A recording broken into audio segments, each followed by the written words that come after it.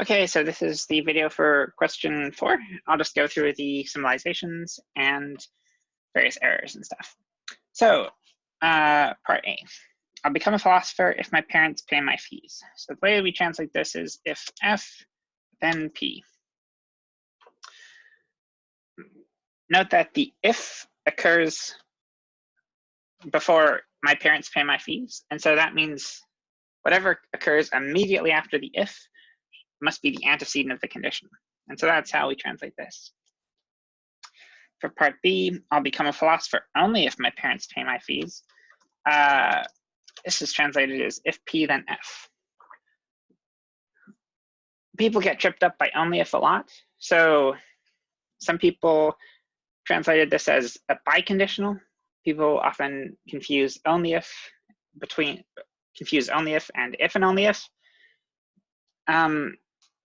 People often also get if and get only if mixed up with if. It's important to kind of keep all these distinctions in mind since they will show up in the future.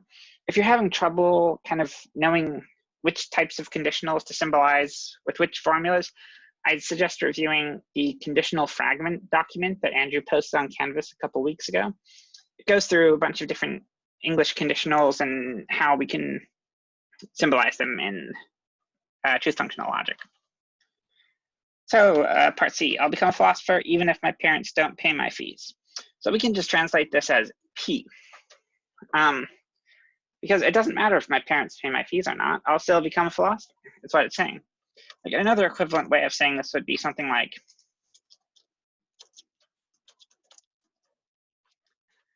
if regardless of whether my parents pay my fees, I'll become a philosopher. These two are equivalent. Yeah, and for this case, we accept equivalent answers, for example. So I'll just, yeah. Part D.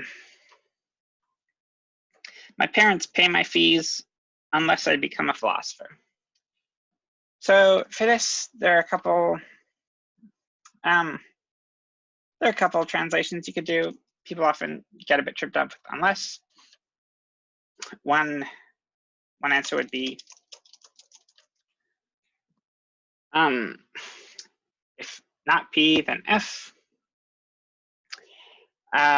Another equivalent way of doing it would be like P or F. This is equivalent. Yet another equivalent way would be like if not F and P. All these are the same. We accept them.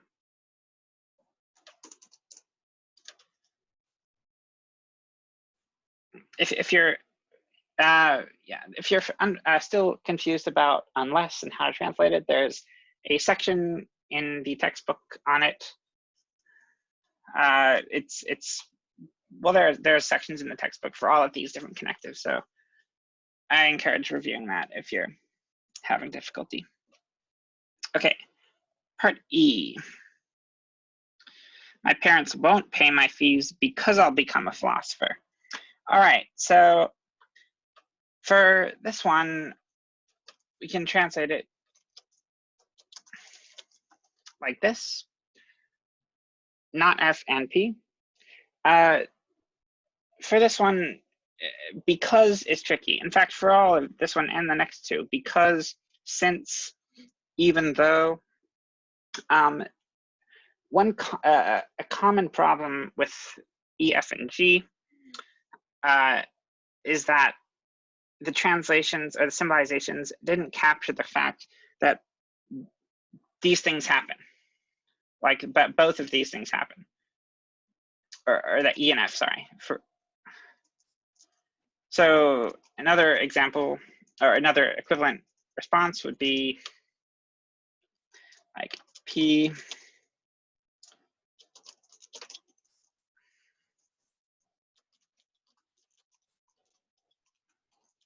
this would be another acceptable response. Or sorry,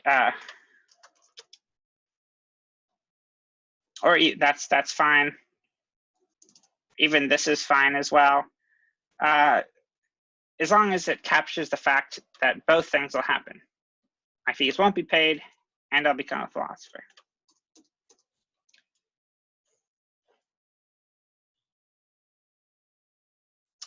For part F, since my parents won't pay my fees, I'll become a philosopher. So this is basically says the same thing as E. I mean, the English, there's a bit of like kind of different nuance, but once we strip away all of the extra stuff and only focus on the truth functional implications of what's going on, these become the same thing. They both imply that my fees will not be paid, or my parents will not pay my fees, and that I'll become a philosopher. Okay, part G. My parents pay my fees even though I'll become a philosopher. We can translate this as F and P. Again, even though, there's similar issues between even though and because and since.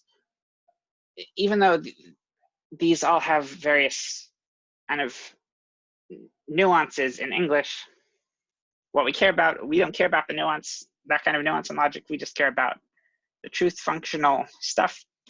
And the truth functional aspect of even though is that both things happen, right? So if my parents pay my fees, even though I'll become a philosopher, then my parents pay my fees and I become a philosopher.